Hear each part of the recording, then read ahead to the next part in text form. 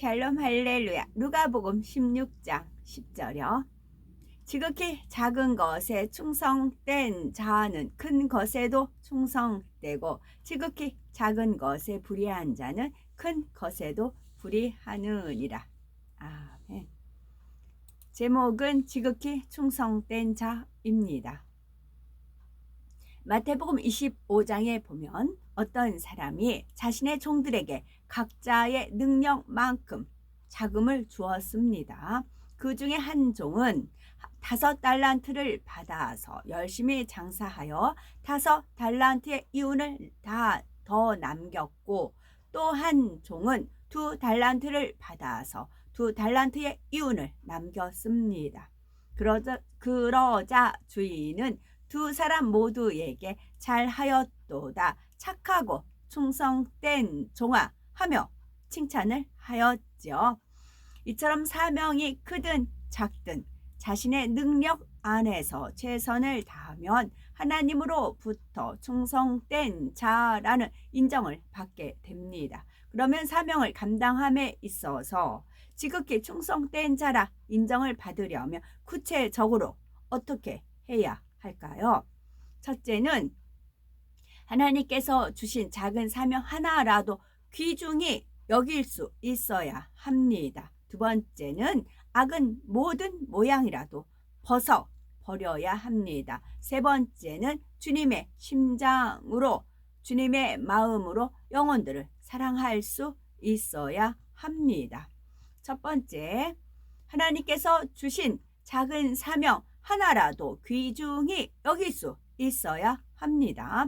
정령이 하나님을 사랑하는 사람은 작은 사명이라도 소홀히 여기지 않습니다. 사랑하는 아버지 하나님을 위해 할 수 있는 일이라면 어떤 사명이라도 소중한 것이지요. 지옥에 갈 수밖에 없는 자신의 영혼을 구원해 주신 것만도 감사한데, 사명을 잘 감당할 때는 천국에서 영광스러운 상급까지 얻게 하시니 얼마나 감사한 일입니까?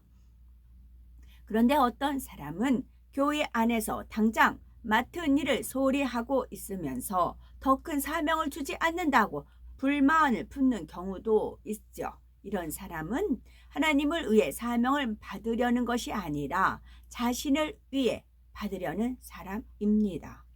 하나님께 영광 돌리기 원하는 마음이 아니라 자신이 인정받기 원하고 사람 앞에 드러나고자 직분을 원하는 것이지요. 이러한 경우 충성하는 자체보다는 인정받고 칭찬받는 것에 더 가치를 두기 때문에 좋은 열매를 내기 어렵고 큰 일을 맡길 수 없습니다. 누가복음 16장 10절에는 지극히 작은 것에 충성된 자는 큰 것에도 충성되고 지극히 작은 것에 불의한 자는 큰 것에도 불의하느니라 말씀하신 대로 작은 사명을 잘 감당하는 사람이라야 하나님께서도 큰 사명을 맡기실 수가 있기 때문이지요. 창세기 37장에서 41장을 보면 하나님께서 요셉 한 사람을 통해 이스라엘 족속이 한 민족으로 성장하기까지 애굽에 들어가 거할 길을 여십니다. 먼저 요셉이 강대국 애굽에 들어가서 온 나라를 다스리는 총리의 자리에 오르게 하셨는데, 그렇다고 해서 처음부터 어린 요셉을 총리로 세우신 것이 아니죠. 처음에는 애굽의 한 장관의 집에 종으로 들어가서 미천한 일부터 시작하게 하셨지요. 점차 주인의 신망을 얻게 되니 모든 살림을 주관하는 자리에 세우시고 다음에는 왕의 감옥에 들어가게 하셨습니다. 그 감옥은 일반 죄수들이 아니라 고위층 사람들이 왕에게 범죄했을 때 수감되는 감옥으로 요셉은 이곳에서 여러 사람들을 만나면서 나라 전체를 다스릴 수 있도록 넓은 안목과 능력을 키울 수 있었습니다. 이처럼 13년을 보내고서야 온 나라를 다스리는 총리가 될 수 있었지요. 요셉은 타고난 성실함과 하나님께서 주신 비전을 통해 그 모든 연단의 과정을 잘 통과할 수 있었습니다. 만약 요셉이 장관의 집에 종으로 팔려갔을 때 자신의 직무를 대충 했다면 그는 종으로서의 자신의 일생을 마치고 말았을 것입니다. 그러나 요셉은 아무리 비천한 일이라도 주인의 마음으로 최선을 다했고 책임 이상의 일을 해내므로 주인으로부터 온전한 신뢰를 받을 수 있었습니다.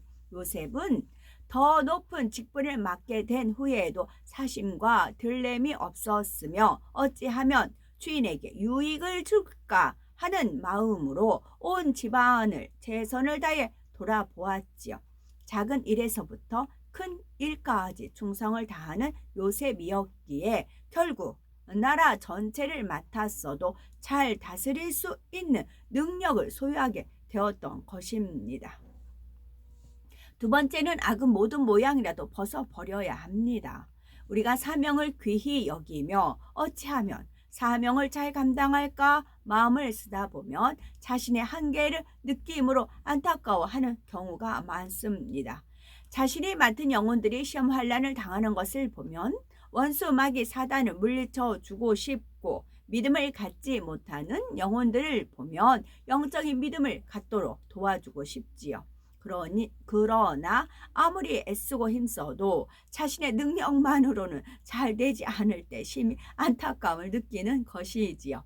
하나님의 나라는 사람의 능력과 지혜로 이루어질 수 있는 것이 아닙니다. 오직 하나님께서 주시는 지혜와 하나님께서 주시는 능력을 받아서 영으로 이루어야 합니다. 그렇지 못할 때는 열심히 최선을 다해 충성하고 상대를 섬기는 것 같아도 원하는 열매를 낼 수가 없습니다. 육적인 사랑을 베푼다 해서 영혼들이 힘을 얻는 것이 아니라 성령의 주관을 쫓아 행할 때라야 영혼들이 새 힘을 얻어 충만할 수가 있는 것이지요. 인간적인 생각과 방법으로 신방하면 변화되지 않으나 성령의 음성을 듣고 신방하면 마치 가려운 곳을 긁어주듯이 정확하게 영혼들의 문제를 해결해 줄 수 있고 은혜 받고 마음을 열게 할 수도 있지요. 그러니 자신의 방법과 능력에는 한계가 있음을 깨닫는 동시에 하나님의 능력을 받아야 한다는 간절한 소망이 생기는 것입니다.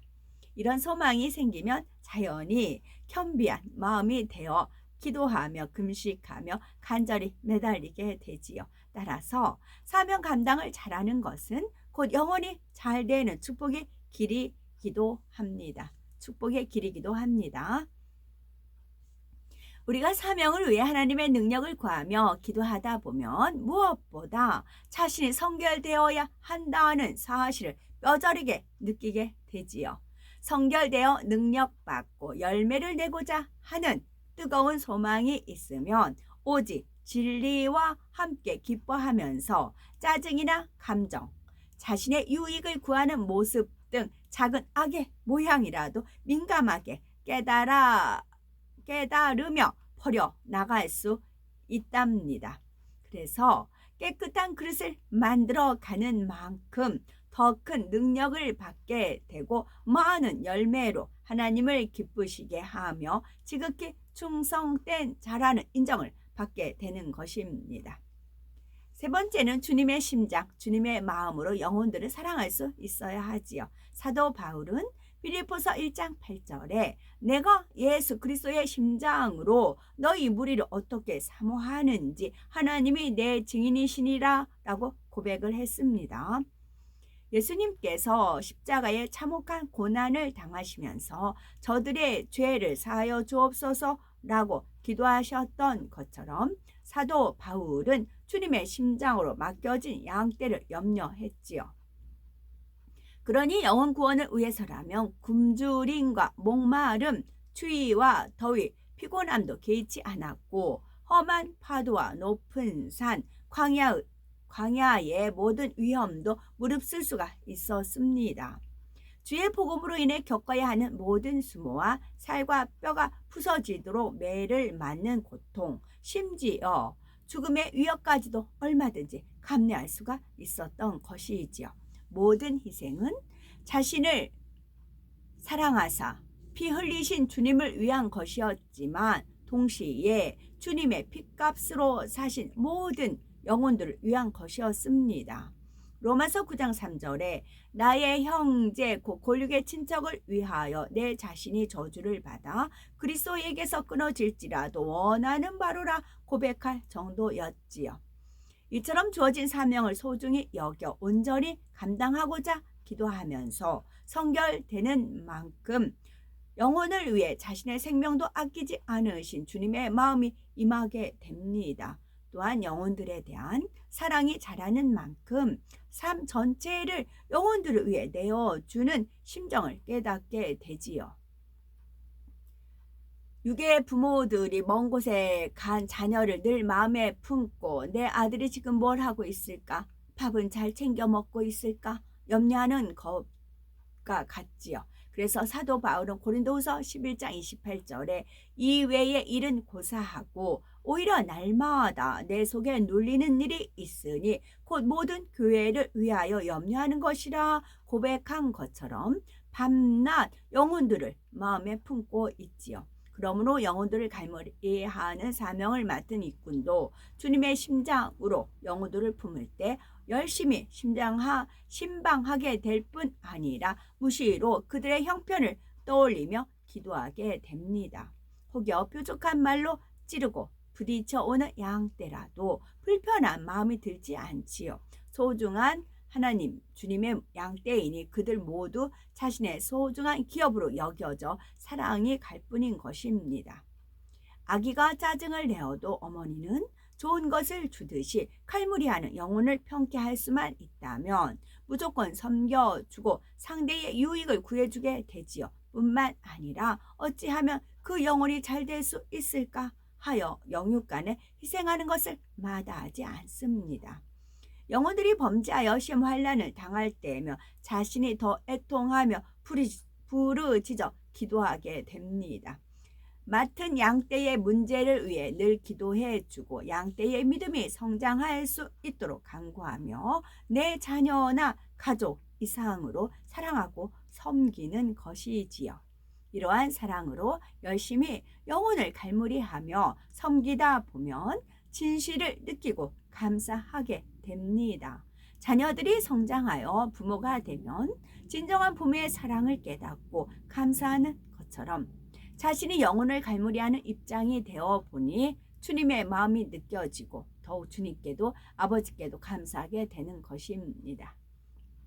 주님의 심장으로 주님의 마음으로 영혼을 품고 사랑을 주면 반드시 열매를 맺게 됩니다. 많은 영혼을 품을 수 있는 큰 그릇이 되기에 하나님께서 더 많은 영혼들을 보내주시고 부흥에 부흥을 더하여 더 큰 사명을 맡게 되는 것이지요. 따라서 주님께서 오실 때까지 변함없는 모습으로 지극히 충성된 자가 되어 주님께 칭찬받을 뿐만 아니라 가장 아름다운 천국 새 예루살렘에 들어간 우리가 되어야 되겠죠. 아멘.